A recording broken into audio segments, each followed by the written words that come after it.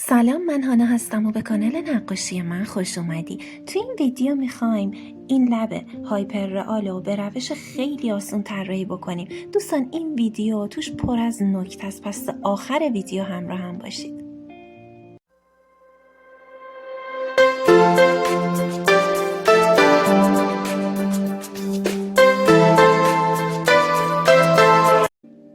این طراحی رو من دارم روی کاغذ سایز A3 معمولی دارم اجرا میکنم، روی کاغذ تحریر، و این اتود اولیه رم با کنته سافت ماریس دارم اجرا میکنم.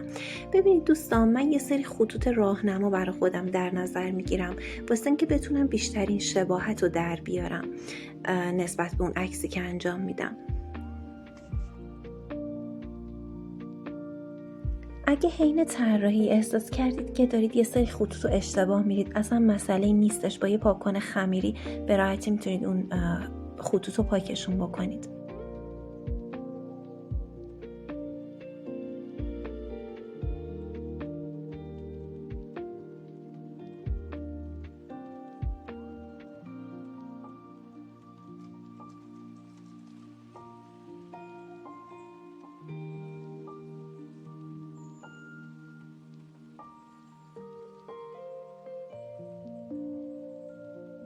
اینجا من اومدم پودر زغالم و با پودر کف دریا ترکیب کردم، یه درجه از خاکستری به دست آوردم و همون رو روی کاغذم روی این قسمت طرحم ریختم و با یه تیکه پنبه شروع میکنم اینو محوش کردن. و اصلا نگران نباشید دوستان، لک نمیشه به هیچ عنوان، به خاطر اینکه شما این پودر زغال رو با پودر کف دریا ترکیب کردید. تو این حالت اگه زیادم روی مقواتون یا کاغذتون بریزید اصلا لک نمیشه. با یه سری خطوط فرضی راهنما من میام جای این دندونا رو مشخص میکنم که بعد بتونم اینو سایه بزنم. خب این قسمت لبی که بازه فقط همین دوتا دندون جلویی دیده میشن.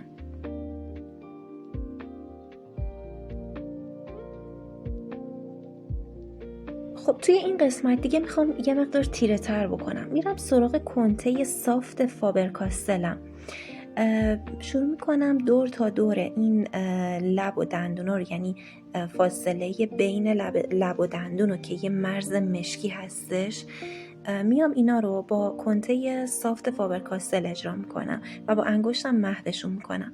تو این قسمت اومدم از شمش زغال کرتاکالر استفاده کردم. خب این چون سطحم وسیعه من ترجیح دادم که از خود زغال استفاده بکنم و دوباره با دستم محوش میکنم. یه نکته‌ای هم در مورد شمش زغال بگم بهتون، اینکه شما وقتی شمش زغال کار میکنید سعی کنید که با قلمو محوش نکنید، خیلی همچین نتیجه رضایت بخشی نمیده. بهترین ابزار برای محو کردن شمش زغال فقط انگشته. این طبق تجربیات خودم بوده. با همون مداد سافت فابر کاستلم میام این قسمت گوشه های لب و یه قسمتی که مشکی مطلق داره و سطح وسیعی هم نیستش میام تیره میکنم و بعد دوباره با انگشتم محوش میکنم.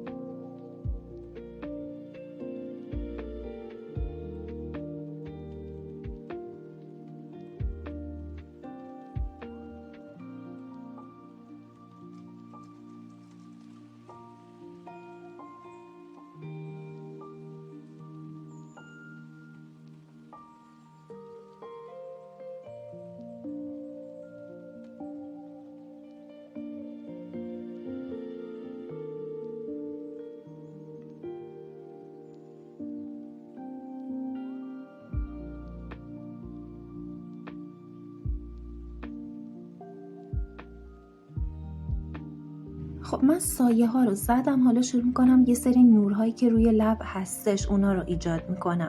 برای این کار از پاکن فرچه‌ای فابر کاستل استفاده میکنم.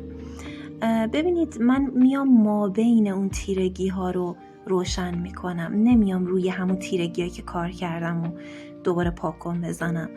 روی لب پایینم همینطور به همین شکل. خب یه سری نورهایی هم روی این لب افتاده. این لب چون آرایش کرده به خاطر همین کلا نورهای مطلق سفید زیادی روش وجود داره. خب من برای این کار میام اول از پاک‌کن برقی استفاده میکنم و بعدش میام از خودکار ژله‌ای استفاده میکنم، خودکار ژله‌ای سفید. ببینید دوستان، من چون سایز این لبی که کار میکنم کوچیک نیستش و به اندازه یه برگ آسه، به خاطر همین الان روی این قسمت لب یه سطح میشه گفت تقریبا وسیعی نور سفید ایجاد شده و دیگه کار خودکار و اینا نیستش. خب من میام اون قسمت رو با پاستل سفید کار میکنم، ولی خب برای قسمت دیگه که سطح خیلی باریک و ظریفی دارن این نورهایی که قسمت دیگه هستن، از همون پاکن برقی و خودکار ژله‌ای استفاده میکنم.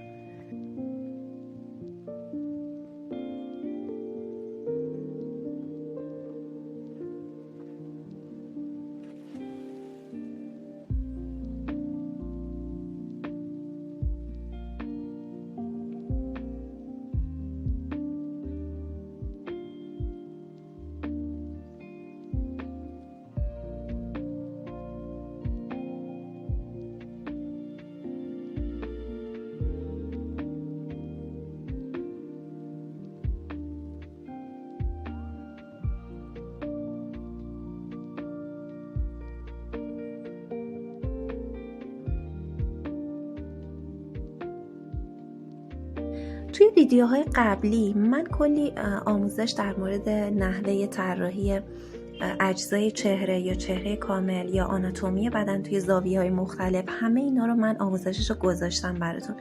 اگه به این مباحث علاقه‌مندی ممنون میشم بری ویدیوهای قبلی منم ببینی، و اینکه اگه از این ویدیو خوشت اومد و برات کاربردی بود ممنون میشم با لایک و سابسکرایبت از کانال من حمایت کنی.